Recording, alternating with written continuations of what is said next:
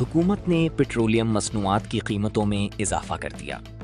Petroleum division के मुताबिक diesel की कीमत में 15 रुपए फी लीटर का इजाफा किया गया, जिसके बाद डीजल की नई कीमत 414 रुपए 58 पैसे फी लीटर मुकर्रर हो गई।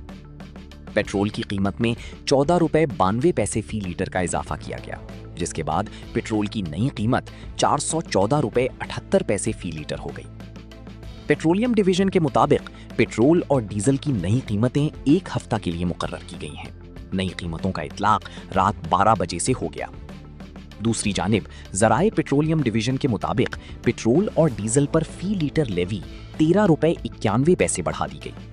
पेट्रोल पर लेवी 103 रुपए 50 पैसे से बढ़कर 117 रुपए 41 पैसे फी लीटर हो गई।